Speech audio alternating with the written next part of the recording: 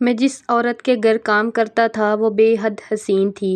30 سال کی ہو گئی تھی مگر ابھی تک اس نے شادی نہیں کی تھی۔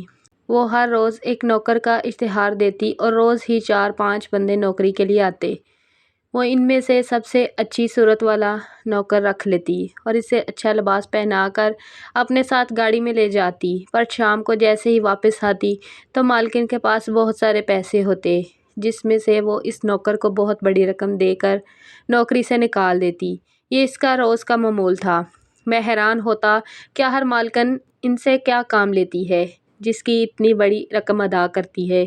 اس لیے ایک دن میں مالکن کی گاڑی میں ڈرائیور کی جگہ بیٹھ گیا اور جیسے ہی مالکن اس نوکر کے ساتھ گاڑی سے اتری تو ان کے پیچھے چلا گیا۔ یہ دیکھ کر میرے پاؤں تلے زمین نکل گئی کہ وہ سارے پیسے تو اسی نوکر افتخار نوکری کی تلاش میں ہفتوں سے ہوار ہو رہا تھا لیکن اب تک چھوٹی موٹی نوکریاں ڈھونڈ نہیں سکا۔ حسب معمول آدھا دن ہوار ہونے کے بعد بھی ناکامی کا منہ دیکھنا پڑا تو وہ خود کو کوستا بھوک کے مارے سوچنے لگا۔ صبح ناشتے کے بغیر گھر سے نکلا، اس نے اپنی جیب پر ہاتھ مار کر پیسوں کی موجودگی پر اطمینان کا سانس لیا۔ ایک ہوکے میں چلا آیا، ایک کپ چائے کے ساتھ سادے نان آرڈر کر کے وہ میز پر پڑے اخبار کے اشتہارات دیکھنے لگا۔ یہ سب تو 16 کلاس پڑھے لڑکوں کے لیے ہے، میں تو بس میٹرک پاس ہوں۔ اس نے مایوسی سے سوچا، اخبار پرے کرنے لگا۔ اچانک ایک اشتہار پر نظر پڑی تو چونک گیا۔ چوکیدار کی نوکری کے لیے ایک بندہ چاہیے، رہنے اور کھانے کے اخراجات برداشت کرنے کے ساتھ اچھی تنخواہ بھی دی جائے گی، بندہ چاق و چوبند اور نڈر ہونا چاہیے۔ اشتہار کسی شکیلہ بانو کی طرف سے دیا گیا تھا۔ افتخار نے موبائل میں اشتہار کی تصویر لی اور جلدی جلدی چائے کے ساتھ نان کھانے لگا۔ اگر یہ نوکری مل گئی تو شاید میں بھی کچھ اچھا کھا سکوں گا، گھر والے بھی نوکری کا سن کر خوش ہو جائیں گے، میں بالکل بھی فضول خرچی نہیں کروں گا بلکہ ایک کمیٹی ڈال لوں گا۔ افتخار کو اس نوکری میں مستقبل کے ہزاروں مسائل کا حل نظر آ رہا تھا۔ شاید کوئی عمر رسید عورت گھر میں تنہا رہتی ہو اور اپنی حفاظت کے لیے یہ اشتہار دیا ہو۔ وہ یہی سب سوچتا آدھے گھنٹے میں مطلوبہ جگہ پر پہنچ گیا۔ شکیلہ بانو کو دیکھ کر وہ حیران رہ گیا۔ وہ نام سے جیسے عمر رسید خاتون سمجھ رہا تھا، وہ ایک پرکشش خاتون تھی جس کی عمر 30 سال کے لگ بھگ ہوگی۔ شکیلہ بانو نے چند ایک قیادات کے بعد اسے نوکری پر رکھ لیا۔ افتخار اتنی اچھی نوکری کے مل جانے پر بہت خوش تھا، اس لیے وہ دل لگا کر کام کر رہا تھا۔ شکیلہ بانو اس سے خوش تھی اور وہ بھی اپنی مالکن سے راضی تھا۔ شکیلہ بانو نے اسے رہنے کے لیے کمرہ بھی دیا تھا۔ افتخار دل جمی سے اپنا کام کرتا لیکن اچانک اسے شکیلہ بانو پر شک ہونے لگا۔ ہوا کچھ یوں، ایک دن صبح کے 8 بجے شکیلہ بانو نے اسے گھر کے اندر بلایا۔ افتخار، آج میں گھر پر رہوں گی، اس لیے مجھ سے ملنے جو بھی آئے تم بغیر کوئی سوال جواب کیے مہمان کو ڈرائنگ روم میں بٹھا دینا۔ اس کام میں ذرا بھی غفلت نہ برتنا ورنہ میرا بہت ضروری کام خراب ہو جائے گا۔ میڈم کے کہنے پر افتخار نے ادب سے سر ہلایا تو شکیلہ ہنسا ماں کو دوپہر کے کھانے کی ہدایت دینے لگی۔ ہنسا ماں کو ہدایت دینے کے بعد وہ میز پر پڑا جوس کا گلاس اٹھانے لگی تو افتخار کو وہاں کھڑا دیکھ کر حیرانی سے کہنے لگی، تم ابھی تک کھڑے ہو، میری بات تو کب سے ختم ہو گئی، اب جاؤ، جو کہا گیا ہے اس پر دھیان دو۔ شکیلہ بانو نے جوس پیتے ہوئے اسے جانے کا اشارہ کیا۔ میڈم، آپ جانے کا نہ کہتی تو میں شام تک یہاں کھڑا رہتا، آپ کی اجازت کے بغیر میں ایک قدم نہیں اٹھا سکتا۔ آپ جلدی میں مجھے جانے کا کہنا بھول گئی تھی، اس لیے میں اب تک یہاں کھڑا ہوں۔ افتخار کے کہنے پر شکیلہ مسکرانے لگی۔ وہ ملازموں کے معاملے میں بہت خوش قسمت تھی، اس کا ہر ملازم وفادار اور محنتی تھا۔ اس دن تقریباً 10 جوان لڑکے انٹرویو دینے آئے جن میں سے 3 خوش شکل لڑکوں کو نوکری پر رکھ لیا گیا۔ شام 5 بجے میڈم نے گاڑی نکلوائی اور ان لڑکوں کو اپنے ساتھ لے گئیں۔ ان لڑکوں نے کچھ دن میڈم کے ساتھ کام کیا۔ میڈم نے انہیں گھر بلا کر اپنے نوٹوں سے بھرے پرس میں سے ہزاروں روپے دیے اور نوکری سے فارغ کر دیا۔ اس کے بعد پھر اخبار میں اشتہار دیا اور پھر سے خوبصورت لڑکوں کو نوکری پر رکھ کر کچھ عرصے بعد ہزاروں روپے دے کر فارغ کر دیا۔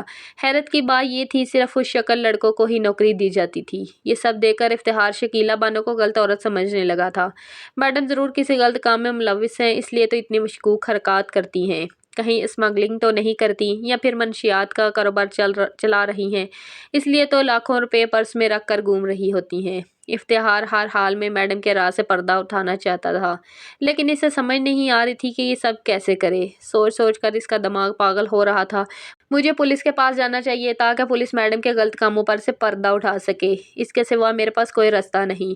इफ्तिहार ने अपने मोबाइल को उठाया और फिर वापस रख दिया। मैडम को देखकर लगता है इनकी पहुंच बहुत दूर तक है। अगर उन्होंने पुलिस को खरीद लिया तो मैं सारी उम्र जेल में चक्की पीसूंगा। मुझे कोई भी कदम उठाने से पहले अच्छी तरह सोच विचार कर लेने चाहिए। मुझे सबसे पहले मैडम के खिलाफ सबूत ढूंढने होंगे, इसके बाद ही पुलिस स्टेशन जाऊंगा। इफ्तिहार ने फ़ोन उठाकर जेब में डाला और अपनी ड्यूटी पर वापस आ गया। कुछ दिन बाद फिर मैडम लड़कों का इंटरव्यू ले रही थी। इंटरव्यू के लिए आने वाले लड़कों को देखकर इफ्तिहार ने एक मंसूबा बनाया। 5 बजने वाले हैं। इंटरव्यू के बाद मैडम ज़रूर गाड़ी में बिठाकर इन्हें अपने ठिकाने पर ले जाएंगी। इसने मैडम से बीमारी का बहाना करके छुट्टी ले ली और क्वार्टर में जाने के बजाय गाड़ी की डिक्की में आकर छुप गया। 1 घंटे के तवील इंतजार के बाद हाई टिक सुनाई दी। इसने सुकून का सांस लिया। हील्स की टिक टिक के बाद 3 लोगों के बारी बारी कदम, बारी बार कम बूटों की आवाज़ सुनकर वो मुतमईन हो गया। रास्ता ख़त्म ही नहीं हो रहा था। इफ्तिहार की हिम्मत ने जवाब दे दिया था, अगर कुछ देर मजीद यहाँ रहा तो ज़रूर इस जासूसी के चक्कर में अपनी जान से हाथ धो बैठूंगा। पता नहीं कब ये मनहूस गाड़ी मंजिल पर पहुँचेगी और मुझे इस कैद से निजात मिलेगी। इफ्तिहार लंबे सफ़र से उकता कर खुद को कोसने में मसरूफ़ था कि अचानक गाड़ी को ब्रेक लगी। गाड़ी के रुकते ही इफ्तिहार के शिकवों का भी एहतमाम हुआ और वो मैडम के राज तक पहुंच जाने का सोचकर खुश होने लगा। हाई हील्स और भारी बूटों की आवाज़ दूर जाने लगी तो इसने डिक्की खोलकर इनके पीछे जाने का सोचा। जैसे ही इसने डिक्की का दरवाज़ा खोलने की कोशिश की वो परेशान हो गया। डिक्की को एक लॉक लगा दिया गया था। हाय, ये मैं किस मुसीबत में फंस गया हूँ। अब पता नहीं कब तक इस कैदखाने में रहना पड़ेगा। अगर मैं सांस बंद होने से मर गया तो क्या होगा। मुझे तो कोई बचाने वाला नहीं। अगर पकड़ा गया तो मैडम मुझे नहीं छोड़ेंगी। मैडम की जासूसी मुझे मरवा कर दम लेगी। इफ्तिहार एक बार फिर खुद से बातें करने लगा। वो बहुत डर गया था, इसलिए तरह तरह के वसवसों इसके जहन में दौड़ते फिर रहे थे। इफ्तिहार मुसलसल खुद को कोस रहा था। इस तरह खुद को कोसते कोसते वापसी का रास्ता खत्म हो गया। गाड़ी रुकने की गुलहान गाड़ी को कार पोर्च में खड़ी करके जाने लगा। घर के अंदरूनी हिस्से की तरफ जाती शकीला बानो ने इसे बाल की डिक्की की चाबी पकड़ाई। डिक्की का लॉक खोल दो। तुम अच्छी तरह जानते हो मैं घर से बाहर निकलते वक्त डिक्की ज़रूर लॉक करती हूँ। मैडम इतनी बुलंद आवाज़ में बोली थी जैसे इफ्तिहार को सुनाना चाहती हूँ। मैडम और गुलहान के जाने के बाद इफ्तिहार डिक्की से निकलकर क्वार्टर आ गया। इसने पानी का गिलास पिया। गिलास मुंह में अंडेला एक ही सांस में गिलास खाली कर दिया। आज तो मैं बाल बाल बच गया। अगर मैडम गाड़ी की डिक्की ना खुलवाती तो वो डिक्की मेरी कब्र बन जाती। तौबा तौबा, सांस बस खड़ने वाली है। अंधेरे और घुटन ने बुरा हाल कर दिया था। इफ्तिहार बार बार परेशानी से पसीना साफ करते हुए खुद से बातें किए जा रहा था। एक मंसूबा नाकाम हो गया तो क्या हुआ, मैं हिम्मत नहीं हारूंगा। इस राज की तह तक पहुंच कर रहूंगा। यह हजारों लोगों की जिंदगियों का सवाल है, इसलिए मैं अपने इरादे से पीछे नहीं हटूंगा। इसने एक बार फिर खुद से अहद किया, मुझे गुलहान से बात करनी चाहिए। वो तो हर जगह मैडम के साथ जाता है। इसे ज़रूर इस बार इसके बारे में मालूम होगा। हो सकता है कि मैडम से डरता हो, कभी इनके खिलाफ मुंह नहीं खोला। मैं अपने साथ होने का यकीन दिलवा दूं तो शायद सब कुछ बता दे। गुलहान के पास चला आया। गुलहान कार पोर्च में गाड़ी साफ कर रहा था। यार गुलहान, अगर हमारे सामने कुछ गलत हो रहा हो तो क्या हमें अपने ज़रा से फ़ायदे के लिए खामोश रहना चाहिए। नौकरियां हज़ारों मिल जाएंगी, इसलिए हमें अपनी नौकरी बचाने गलत बात पर चुप नहीं रहना चाहिए। गुलहान इसकी बात का जवाब देने की बजाय गाड़ी को कपड़े से साफ करने में मसरूफ़ था। वो इफ्तिहार को शुरू से नापसंद करता था, इसलिए इसकी किसी बात पर तवज्जो नहीं देता था। इसलिए इस वक्त भी वो इफ्तिहार की कोई बात ध्यान से नहीं सुन रहा था। मुझे लगता है मैडम शकीला किसी गलत धंधे में मुलव्वस हैं। तुम तो कई सालों से मैडम के साथ काम कर रहे हो, हर जगह इनके साथ जाते हो, तुम्हें तो ज़रूर पता होगा। अगर तुम अकेले कुछ करने से डरते हो तो मैं तुम्हारे साथ दूंगा। हम दोनों मिलकर बुराई का खात्मा करेंगे। इफ्तिहार ने एहतमाम पर हर गुलहान के हाथ से कपड़ा छीन लिया, क्योंकि गुलहान इसकी बात से ज्यादा गाड़ी साफ करने पर ध्यान दे रहा था। तुम मैडम के टुकड़ों पर पलने वाले इन पर ही भौंक रहे हो। मैं मैडम के खिलाफ एक लफ्ज़ नहीं सुन सकता। तुमने पहली बार गलती की है, इसलिए माफ़ कर रहा हूँ। अगली बार माफ़ी की उम्मीद मत रखना। अब जाओ यहाँ से, मुझे अपना काम करने दो। गुलहान ने गुस्से से कहकर इसके हाथ से कपड़ा छीना और गाड़ी साफ करने लगा। इफ्तिहार एक बार फिर मायूस हो गया। गेट के बाहर रखी प्लास्टिक की कुर्सी पर आकर बैठ गया। शकीला बानो के खिलाफ वो कोई सबूत हासिल नहीं कर पा रहा था। मैं अपना मकसद पूरा तो ज़रूर करूँगा, चाहे कुछ भी हो जाए। इफ्तिहार एक बार फिर कुछ नया सोचने लगा। इस सोच विचार में कई दिन गुजर गए। आज फिर मैडम घर पे रहकर इंटरव्यू कर रही थी। क्यों ना मैं गुलहान की जगह ड्राइवर बनकर चला जाऊं। इस तरह आसानी से इस जगह पहुंच जाऊंगा। इफ्तिहार एक बार फिर अपने मंसूबे पर अमल दरामद करने का सोचकर गुलहान के क्वार्टर में चला आया। गुलहान को तेज बुखार हो रहा था, इसलिए वो दवा लेकर बेसुध सो रहा था। इफ्तिहार इसकी अलमारी खोली और एक जोड़ा निकाल कर कमरे में आ गया। इसने गुलहान का जोड़ा पहना और गुलहान की टोपी सर पर सजाकर गाड़ी की ड्राइविंग सीट पर आ बैठा। 2 घंटे इंतजार करने के बाद इसे मालूम हुआ कि आज मैडम ने किसी को भी नौकरी पर नहीं रखा। इन्हें कोई लड़का पसंद नहीं आया था। इफ्तिहार को एक बार फिर नाकामी का मुंह देखना पड़ा। हर नाकामी के बाद इसका जुनून बढ़ता जा रहा था। वो हर कीमत पर मैडम का राज जानना चाहता था। कुछ दिन इसी शशोपंज में गुजर गए। इफ्तिहार गेट के बाहर बैठा ऊँग रहा था। 20-22 साल का एक खुशशक्ल जवान इसके पास आया और अखबार का टुकड़ा दिखाकर एड्रेस कंफर्म करने लगा। तुम बिल्कुल सही पते पर पहुंचे हो, इफ्तिहार ने मिजाजी से जवाब दिया और आंखें मूंद ली। लड़के ने शुक्रिया कहकर घर के अंदरूनी हिस्से की तरफ कदम बढ़ा दिए। अचानक एक ख्याल बिजली की सी तेजी से इफ्तिहार के दिमाग में लपका। वो दीवानावार अजनबी लड़की की तरफ आया। मुझे तुमसे एक ज़रूरी बात करनी है। वो बात मैं यह नहीं कर सकता। कुछ देर के लिए मेरे साथ क्वार्टर में चलो। लड़का अजनबी बंदे की इस किस्म की बातें सुनकर घबरा गया। मैं तो तुम्हें जानता तक नहीं, तुमने मुझसे क्या ज़रूरी बात करनी है। सलीम नामी लड़के के इनकार करने पर इफ्तिहार इसकी मिन्नतें करने लगा। इसका इसरार देखकर सलीम ने इसकी बात सुनने का फैसला किया और इसके साथ इसके क्वार्टर में आ गया। तुम अगर मेरा साथ दो तो हम बहुत से लाचार और फंसे हुए लोगों की मदद कर सकते हैं। इफ्तिहार की बात पर वो लड़का नासमझी से इसकी तरफ देखने लगा। इफ्तिहार ने आहिस्ता आहिस्ता सारी बात इस लड़के को बता दी। मुझे लगता है कि मैडम शकीला मासूम लोगों को फंसा कर गलत काम करवाती हैं। मैं पिछले 1 साल से सब देख रहा हूँ, लेकिन बहुत कोशिश के बावजूद अकेला होने की वजह से कुछ नहीं कर सका। अगर तुम मेरा साथ दो तो हम ज़रूर कामयाब हो जाएंगे। इफ्तिहार की पूरी बात सुनकर वो लड़का खौफजदा हो गया। तुम अपनी मैडम के साथ मिलकर मुझे फंसाने की कोशिश कर रहे हो। मुझे इस खतरनाक नौकरी जासूसी दोनों के चक्कर में नहीं पड़ना। वो सरात से उठकर बाहर की तरफ भागा। इफ्तिहार ने इसे रोकने की बहुत कोशिश की, लेकिन वो लड़का इतना घबरा गया था कि इसकी कोई भी बात सुने बगैर झट से अपनी बाइक भगा कर ले गया। इफ्तिहार को अपनी जल्दबाजी पर गुस्सा आने लगा। इसे एकदम किसी अजनबी के साथ ये सब बातें नहीं करनी चाहिए थी।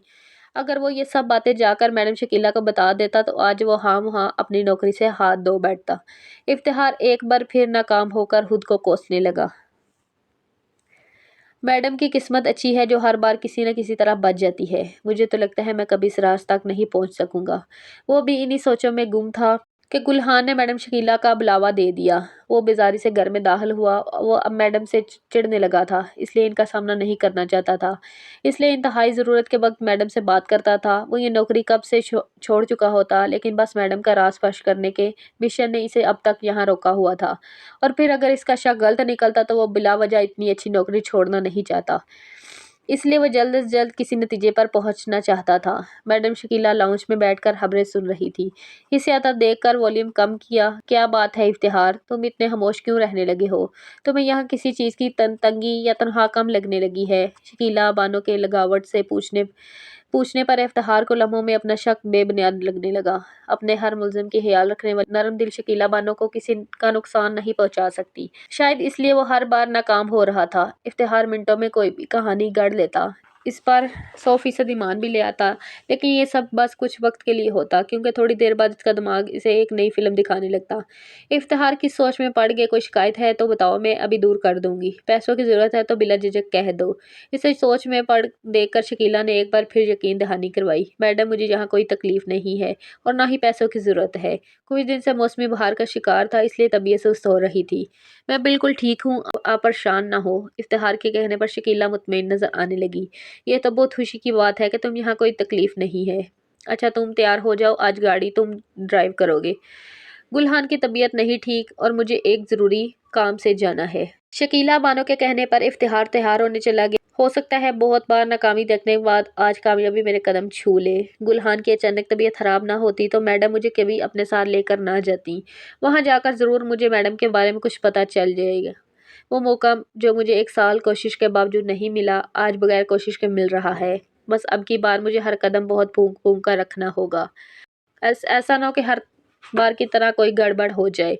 इफ्तिखार मैडम के साथ जाने का सोच सोच कर बहुत पुरजोश था। अभी कुछ देर पहले जिसको शक का कांटा इसके दिल में एक बार फिर चुभने लगा। वो तैयार होकर गाड़ी की तरफ आया तो घर के अंदर से मैडम के साथ दो हुश्शक्ल लड़के गाड़ी की तरफ आ रहे थे। वो खामोशी से ड्राइविंग सीट पर बैठ गया। मैडम इसके बराबर वाली सीट पर बैठी थी और वो दोनों लड़के पिछली नशिस्तों पर बैठे थे। गाड़ी में बैठते शकीला बानो ने इसे ड्रेस समझाया और किसी को मुखातिब करने के बजाय मोबाइल फोन में मसरूफ हो गई। 1 घंटे का तवील रस्सा खामोशी की नजर हो गया। मतलूबा जगह पहुंचकर मैडम इन्हें लेकर एक छोटी सी 2 मंजिला इमारत में दाखिल होगी। इमारत में कई सारे कैबिन्स बने हुए थे और लोग अपना काम करने में मसरूफ थे। मैडम इन लड़कों को सब कुछ घर से समझा कर लाई थी, इसलिए वो बिना कोई सवाल किए अपने अपने कैबिन में जाकर काम करने लगे। मैडम इसे लेकर अपने ऑफिस में आ गई। तुम बैठो, मैं तुम्हारे लिए चाय मंगवाती हूँ, फिर तुम्हें यहाँ ले आने का मकसद बताती हूँ। मैडम इसे हैरानी में डालकर चाय का ऑर्डर देने लगी। इतना हैरान क्यों हो रहे हो? पिछले साल से तुम न जाने क्या क्या मंसूबे बनाकर मेरे इस ऑफिस तक पहुँचना चाहते थे। इफ्तिखार एक बार फिर नए सिरे से हैरान हो गया। यानी मैडम इसकी हर सरगर्मी पर नजर रखने के बावजूद इसे कुछ नहीं कहती थी और वो खुद को चालाक समझता रहा, इसलिए तो अपने मकसद में कामयाब नहीं हो सका था। मैं एक खुफिया अदारे की सरबराह हूँ। हमारे अदारे का काम स्मगलिंग की रोकथाम करना है।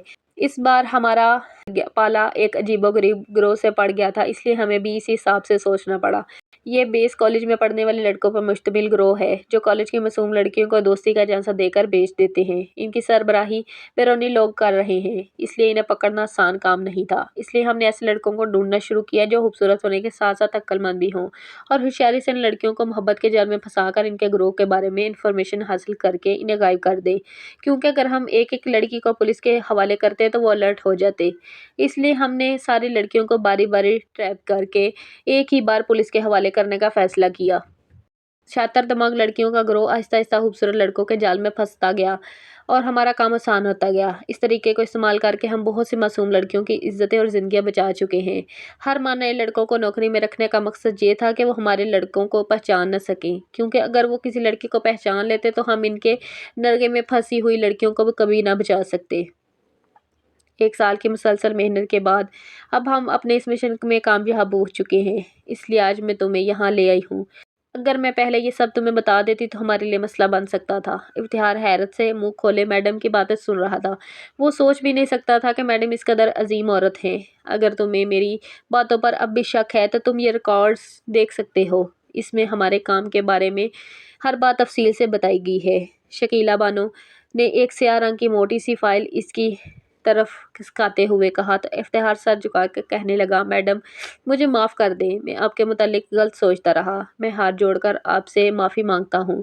इफ्तिखार के कहने पर शकीला बानो मुस्कुराने लगी। तुम क्यों माफ़ी मांग रहे हो? तुम्हारी कोई गलती नहीं।